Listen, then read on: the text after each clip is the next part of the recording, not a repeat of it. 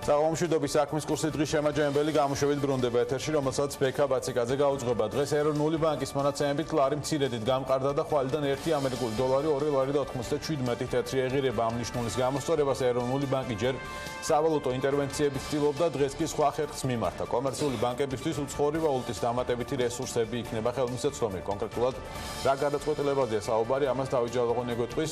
კოპაგონიტაძის განცხადებები დღეს სწორედ მან მოისმინა. დავით, საღამომშვიდობის. საღამომშვიდობისა, მას შემდეგ რაც გასული კვირის ბოლოს ეროვნული ბანკის მიერ რეზერვებიდან 40 მილიონი დოლარის გაყიდვამ შედეგი ვერ გამოიღო და კურსმა ვარძნა განაგრძო, დღეს ლარისთვის მორიგი ინტერვენციის დრო მოვიდა. ცენტრალური ბანკი კომერციული ბანკებისთვის უცხოურ ვალუტაში მოზიდული სახსრების მინიმალურ სარეზერვო ნორმას, რომელიც წელს გაზარდა, 30-დან 25%-მდე ისევ ამცირებს. სების პრეზიდენტმა ამ გადაწყვეტილების მოტივაცია ასე ახსნა: ბანკებს უცხოური ვალუტის დამატებითი რესურსი გაუჩნდებათ, კურსი დასტაბილურდება და შესაბამისად ინფლაციაზე წნეხი შემცირდება. დაახლოებით 700 მილიონი დოლარის დამატებითი რესურსი, უცხოური ვალუტის რესურსი იქნება შესაძლებელი, რომ გასცენ კომერციულმა ბანკებმა სესხებად. ეს ამავე დროს ნიშნავს, რომ საპროცენტო განაკვეთი ამ უცხოური ვალუტის სესხებზე შემცირდება. ამ ღონისძიებებმა ხელი უნდა შეუწყონ გასვლითი კურსის დინამიკის შეცვლას და გასვლითი კურსის დასტაბილურებას. მიუხედავად სების გადაწყვეტილებისა, რის შედეგადაც კომერციულ ბანკებს უცხოურ ვალუტაში სესხებზე საპროცენტო განაკვეთების შემცირების საშუალება მიეცემათ, კობა გვენეტაძე ამბობს, რომ ლარიზაციის პოლიტიკა ძალაში რჩება, თუმცა ეროვნული ბანკის პრეზიდენტი ლარიზაციის პროცესის მცირე ჩენელებას პროგნოზირებს და ამბობს, რომ დღემდე ამ მიმართულებით გადადგმულ ნაბიჯებს ლარის გაუფასურებაზე წნეხი არ ჰქონია. მოგეხსენებათ, რომ ფიზიკურ პირებს აქვს ხოლმე როგორც წესი პრობლემა, რომ ისინი უფრო რთულად უმკლავდებიან ლარის გაუფასურების პერიოდს და დაახლოებით 15% პუნქტით არის შემცირებული ფიზიკური სესხების ლარიზაცია და ეს ნიშნავს, რომ იმ ხალხის რაოდენობა, სესხლების რაოდენობა, რომელიც ეხლა თქვათ თუ სიტუაციაში ჩავარდებოდა, 16% პუნქტებით ნაკლები. ეს არის ცალსახად დადებითი და მომავალში ჩვენ ჩებით ლარიზაციის პოლიტიკის ერთგული. იქიდან გამომდინარე, რომ მთავრობის ეკონომიკური გუნდის წარმომადგენლები, ფინანსთა და ეკონომიკის მინისტრები ეროვნული ბანკის ბერკეტებსა და როლზე საუბრობენ ყოველ ჯერზე, როცა ლარის გაუფასურების მიზეზებზე კითხვა დაისმის, ჩვენ სების პრეზიდენტს ვკითხეთ, ხომ არ ხედავს იგი მთავრობის ეკონომიკურ პოლიტიკაშიც ინსტრუმენტებს, რაც სამომავლოდ ლარს დაასტაბილურებს. კითხვაზე პასუხი კობა გვენეტაძემ ივნისში ქვეყანაში განვითარებული მოვლენებისა და ამის შედეგად ტურისტების ნაკადის შემცირების გახსენებით დაიწყო. აქვე ეროვნული ბანკის პრეზიდენტმა განაცხადა, რომ იგი მთავრობასთან სრულ კოორდინაციაშია და გაცვლითი კურსის დასტაბილურებისთვის სამომავლოდ გადადგამს შესაბამის ნაბიჯებს. მოხდა კორექტირება კურსის, ხდება ექსპორტის ზრდა, იმპორტის ზრდა არის დაბალი, რაც ნიშნავს, რომ მიმდინარე ანგარიშის დეფიციტი წელს იქნება კიდევ უფრო უკეთესი, ვიდრე შარშან იყო და ვიდრე ჩვენ თავიდან ჰქონდა მოლოდინი, რაც ნიშნავს, რომ ეროვნული ვალუტის დინამიკა იქნება პოზიტიური. როგორ აისახება ეროვნული ბანკის ინტერვენციები ლარის კურსზე, უახლოესი დღეები გვაჩვენებს, ხვალიდან კი ოფიციალური მონაცემებით 1 ამერიკული დოლარი 2 ლარი და 97 თეთრი ეღირება. ბექა. დათო ჯავახონიას, ჩვენ ყველას კარგად გვესმის, რომ ჩვენი ეკონომიკის ძირითადი გამოწვევა სამუშაო ადგილები და საბოლოო ჯამში საშუალო კლასის სისუსტე ან გარკვეულწილად არ არსებობა. ამის შესახებ საქართველოს პრემიერ-მინისტრმა გიორგი გახარიამ ეკონომიკის სფეროს ექსპერტებთან შეხვედრისას განაცხადა, რომლის მთავარი თემაც 2020 წლის ბიუჯეტის პროექტი იყო. შეხვედრის შემდეგ მედიასთან კომენტარი გააკეთეს როგორც ექსპერტებმა, ისე პრემიერმა. თელარ გელონტია შემოგვერდება ახლა ეთერში შეფასებები. თელარ, საღამომშვიდობის. როგორ აფასებენ თავად ექსპერტები მომავალი წლის მთავარი ფინანსური დოკუმენტის პირველ ვარიანტს? ბექა, გამომდინარე იქიდან, რომ პრემიერთან შეხვედრას ესწრებოდნენ მთავრობის მიმართ ლოიალურობით გამორჩეული ეკონომიკის ექსპერტები და სხვები, შესაბამისად შეფასებებიც იყო განსხვავებული, ზოგი მეტად კრიტიკული, ზოგი ნაკლებად, მაგრამ ჯამში მოზომილი. თავის მხრივ პრემიერმა ექსპერტებთან შეხვედრისას და მერეც ჟურნალისტებთან ხაზი გაუსვა იმას, რომ სახელმწიფოს ვალდებულება ატაროს სოციალური ტვირთის მანამ სანამ არ შეიქმნება ქვეყანაში ჯანსაღი, ძლიერი ბიზნეს სექტორი, რომელიც შეძლებს თავის თავზე აიღოს ის სოციალური პასუხისმგებლობა, რაც მოქალაქეების წინაშე უნდა ატაროს. პრემიერი ირწმუნება, რომ 2020 წლის ბიუჯეტზე შეიძლება ვინმე თქვას, რომ საარჩევნო ბიუჯეტია, მაგრამ ამომრჩევლის მოსყიდვა ეს ვერ იქნება.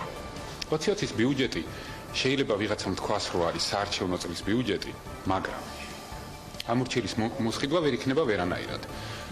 თუ ვინმე თვლის, რომ მოსყიდვაა, როდესაც პენსიონერს უზდით პენსიას, მასწავლებლებს განათლების რეფორმის ფარგლებში უზრდით ხელფას, პოლიციელებს, რომლებიც ყოველდღიურად და ზაფხულში აქ ყველამ კარგად დავინახეთ, იცავენ მართლწესრიგს ქვეყანაში, მათ სოციალურად უქმნით ღირსეულ, ასე ვთქვათ, პირობებს.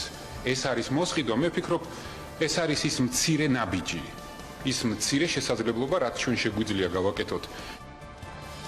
რაც შეეხება თავად ეკონომიკის ექსპერტების შეფასებებს, ითქვა, რომ დღევანდელი შეხვედრა მაინც იყო ჯამში გაცნობითი ხასიათის და რაიმე კონკრეტულ სიღრმისეულ ანალიზს არ ემსახურებოდა. ძირითადი თემა იყო, რა თქმა უნდა, ბიუჯეტი 2020 წლის სოციალური მიმართულებებით გაზრდილი ხარჯები, ასევე ეკონომიკის წინაშე არსებული გამოწვევები. არის უთულეს ეკონომიკური მდგომარეობა დღეს ქვეყანაში, გამომდინარე იქიდან, რომ კვლავ გადაუჟარ პრობლემად რჩება უმუშევრობა, ვერ მოხერხდა ეკონომიკის ინკლუზიურობის და რაც 2020-ის პროგრამით იყო დაანონსებული და ფაქტიურად პრობლემები იგივეა, რასაც ჭირდება ახალი სტრატეგიული მიდგომა, ახალი ცვლილებები.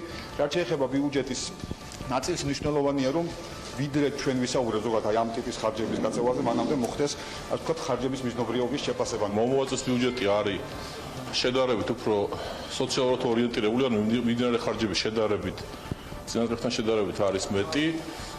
რა თქმა უნდა, გრძელვადიანი ზრდისთვის ინფრასტრუქტურული ხარჯები უფრო მნიშვნელოვანია, თუმცა ინფრასტრუქტურაც ნაწილობრივ იზრდება და ჯამში ჩვენ ვთვლით, რომ იმ სოციალური საჭიროებიდან გამომდინარე, თქვა თანაფარდობას თუ შევხედავთ, რაც არის, თქვა მიმდინარე ხარჯები თლიან ბიუჯეტის ხარჯებთან, ანუ მიმდინარე ხარჯები მშპ-სთან, თლიანში და პროდუქტთან, ვთვლით, რომ ეს ესეთი ძალიან დიდი ზრდა მიმდინარე ხარჯების და არამდგრადი ზრდა არ არის. მე ვფიქრობ, რომ უფრო იყო რაღაც გაცნობითი შეხვედრის ფორმატი და ამ შეხვედრაზე რაიმე საკითხებს და რა ვთქვათ, რაღაც კონკრეტული რაღაც თემების სიღრმისეული ანალიზის ემსახურებოდა შეხვედრა ეს არ ყოფილა, უფრო ზოგადი მიმოხილვა იყო ბიუჯეტის.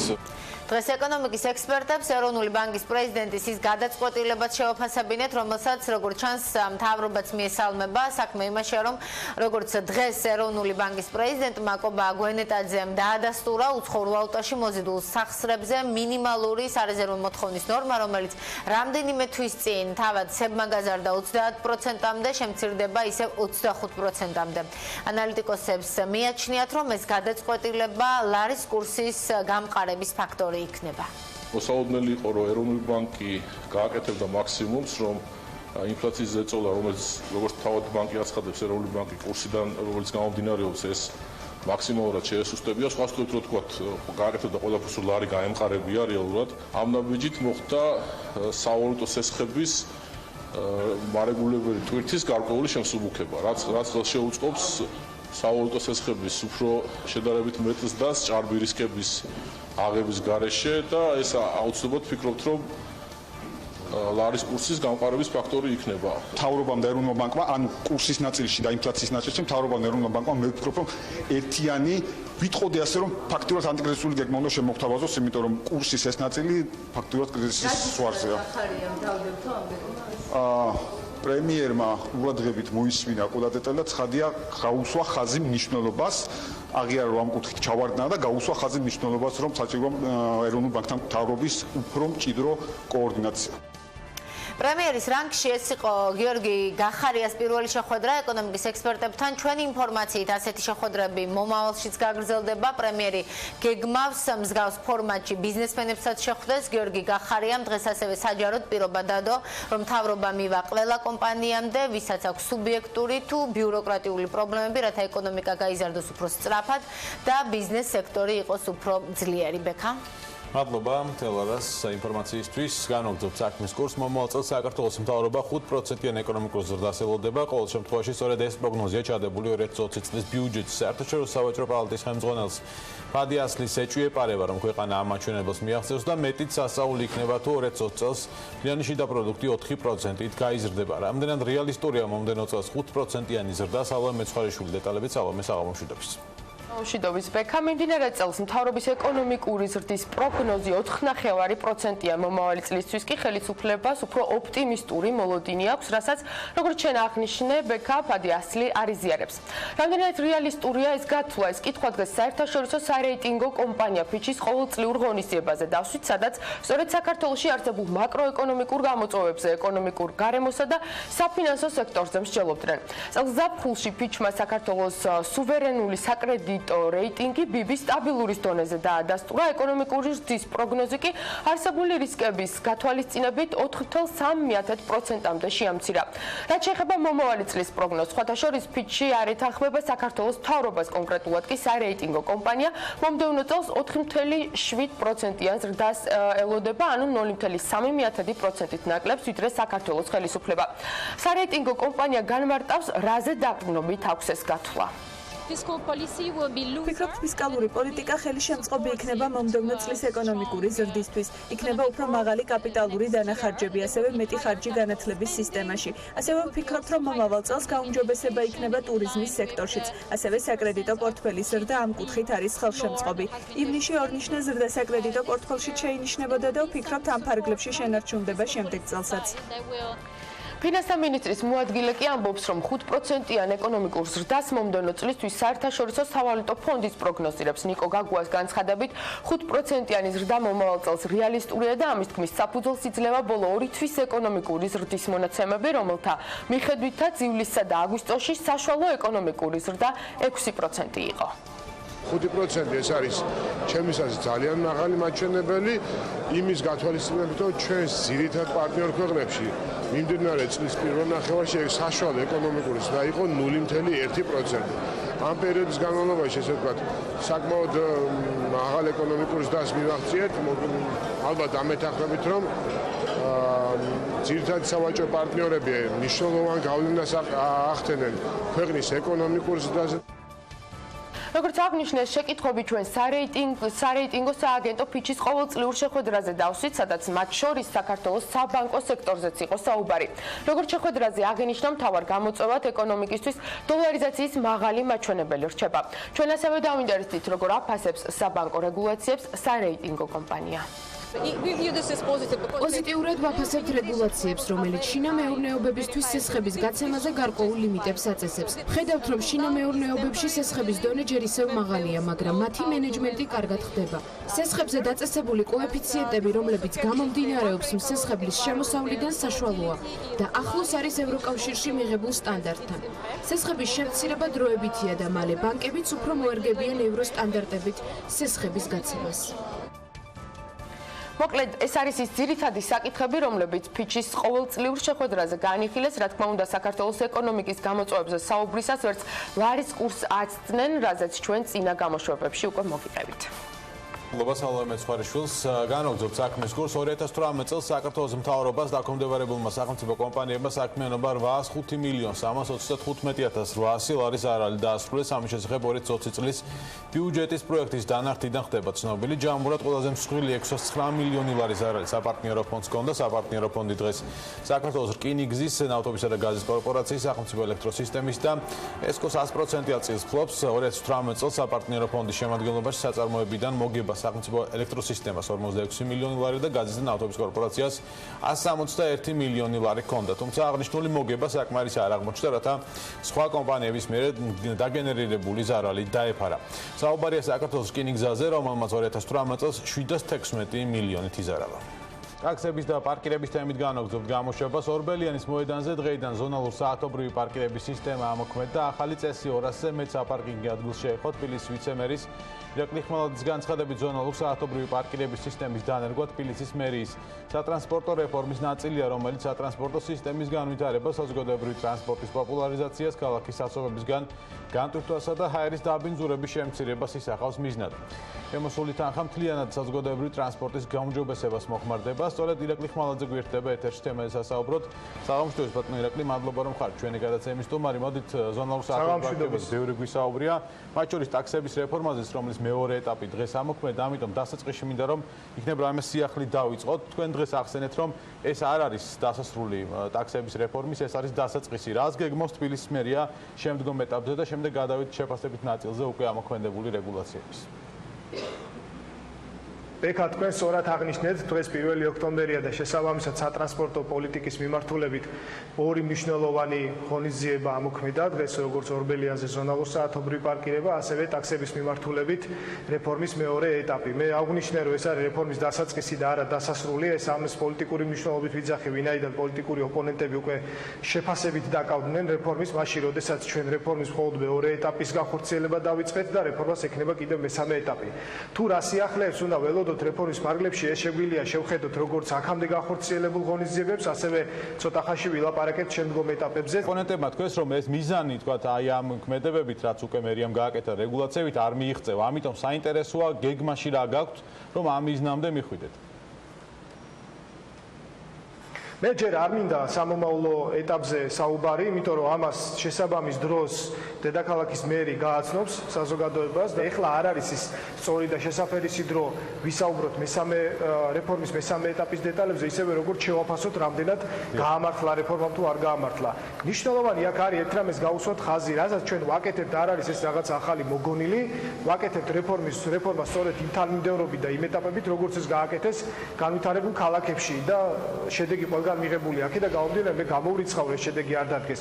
პოლიტიკური ოპონენტების მხრიდან კრიტიკა ჩემთვის სავსებით მოსალოდნელი იყო, ისევე როგორც ყველა ადამიანისთვის. რასაკვირველია 1 ოქტომბერს გამოვიდოდა ვინმე პოლიტიკოსი და იტყოდა, რომ აი რა ცუდი რაღაც გააკეთეს. ეს მათი პოლიტიკური დღესასწაულია, თავარი არის ის, რომ ვინ ფიქრობს იმ ხალხზე, ვინც წევს ამ მომსახურებას და ვინ ფიქრობს იმ ხალხზე, ვინც ღებულობს ამ მომსახურებას.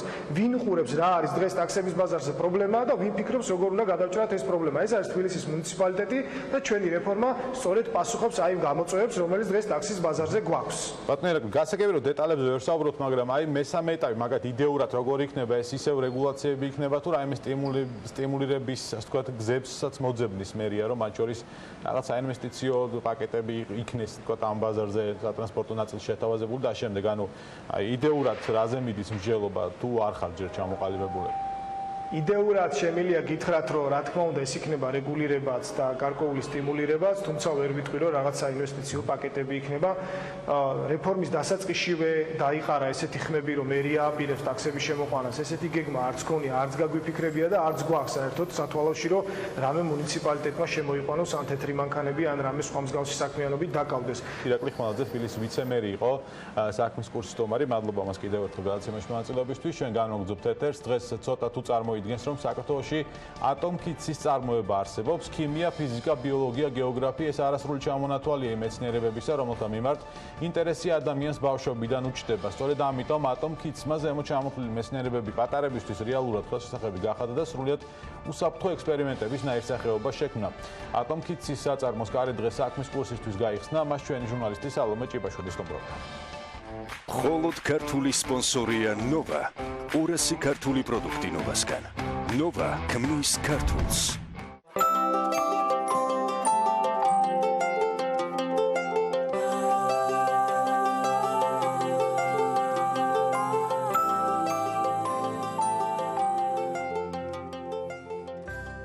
იდეა შეგვექმნა რეალური ექსპერიმენტები, რომელიც მშობლებს და ბავშვებს მისცემს შესაძლებლობას სახლის პირობებში დააკვირდნენ ამა თუ იმ მოვლენებს, ჩაატარონ ექსპერიმენტები. ვინაიდან STEM განათლება ჩვენი ყოველდღიურობის ნაწილია და ჩვენ ირგვლივ არის ქიმია, ფიზიკა, ბიოლოგია და სხვა ტექნოლოგიები, ჩვენ ვთავაზობთ ჩვენს მომხმარებლებს 6 სხვადასხვა პროდუქტს ამ დარგებიდან. პროდუქტებს მოყვება თან სინჯარები, ხსნარები, ინსტრუქციები და ყველა ის ატრიბუტი, რაც საჭიროა ექსპერიმენტის ჩასატარებლად. პროდუქტი დაყოფილია ასაკობრივ ჯგუფებად. ჩვენი სამიზნე ჯგუფი არის 4 წლიდან 12 წლამდე ბავშვები და ექსპერიმენტები მორგებულია მათი განვითარებისათვის საჭირო უნარების შესაძენად.